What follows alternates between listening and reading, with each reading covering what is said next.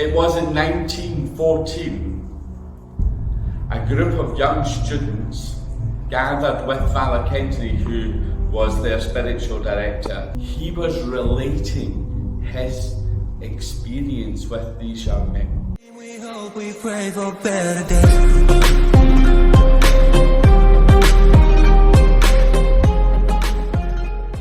Hey everyone, and welcome back to Schoenstatt. So today we'll be talking about the holiness of the shrine, how it's a place of pilgrimage, and how we can become apostles in this shrine. So Thank you, Nellie. Thank you, Naina.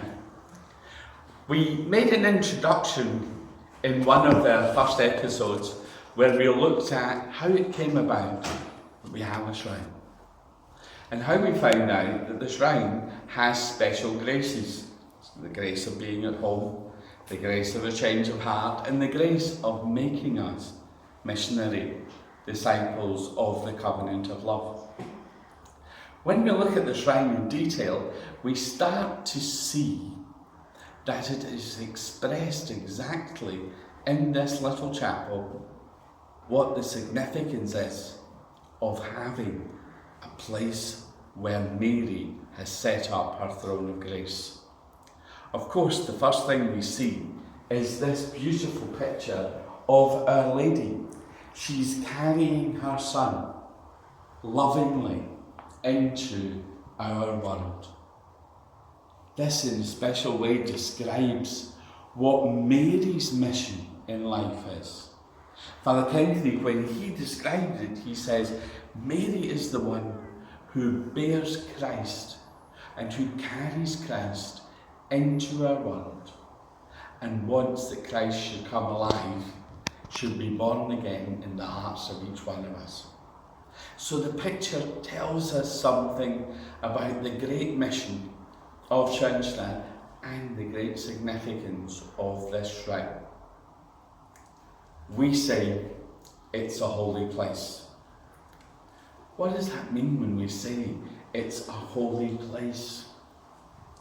It means that when we come to the shrine in faith, when we join as a pilgrim to come here, we encounter in a special way Mary, we encounter her son. The living presence of Mary here in the shrine makes this shrine holy. And the network of shrines across the world is all about that network of the call to holiness. Now, if we look at individual things in the shrine, we see it's reflected in that way. One of the amazing things in our shrine, because we're here in England, is in our sanctuary lamp. When we look at our sanctuary lamp, we see it has many special symbols. The centre is the rose of England. It's a Tudor rose, and the very heart, with all of those little red stones, represents the martyrs of England, those who bore witness to our faith. And we see these little cobblestones reminding us the streets where the martyrs were dragged on their way to the gallows. Here at each side, we see the ladders that led up to the gallows, and the chains around the sanctuary lamp remind us that the martyrs were chained so that they could give witness to Christ living in our time. When Father Kennedy was talking about the shrine, he in a special way referred to the shrine becoming our Tabor, a Marian Tabor, where Mary would show her glories, and Mary would attract young people to live a life of holiness. Over the centuries, we have as a church gone on pilgrimage. Indeed, in the Second Vatican Council, when the fathers of the council were looking at the church, their modern way of describing the church was not the Ark of Peter or the rock.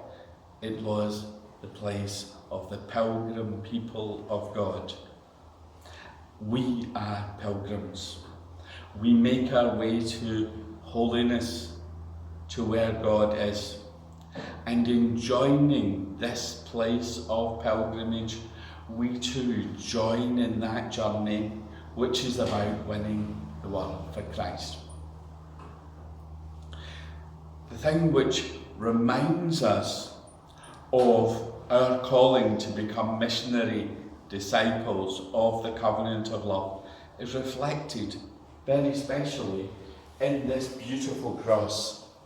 We call it the cross of unity because we see very clearly Jesus and Mary. The unity of Jesus and Mary.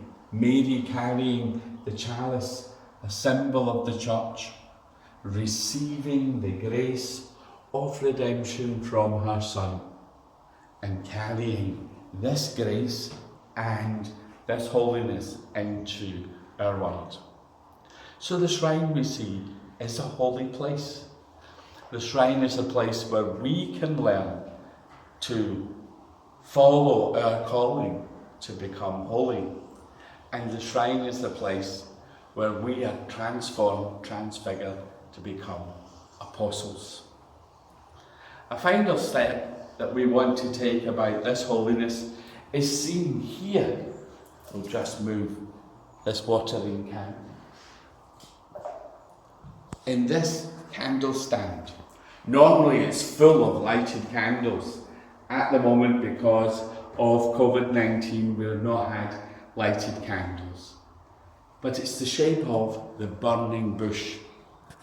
We remember in the story from Exodus chapter 3, where Moses, who had escaped from Pharaoh, had gone to Midian, had got married, become a shepherd, one day encountered the Lord, who called out from the burning bush, Moses, take off your shoes, for the ground that you are on is holy. This burning bush reminds us, when we come in pilgrimage and faith to the shrine, we come to a holy place to encounter the God of our lives, giving thanks that He has led us so far, and asking for His strength and His courage to become a true apostle. Let's continue our journey as pilgrims to the shrine, a place of grace. Thank you. Father Kindness described it, the cradle of sanctity, where we learn how to become holy. This is an imprint in bronze of the hand of the founder of Schoenstatt,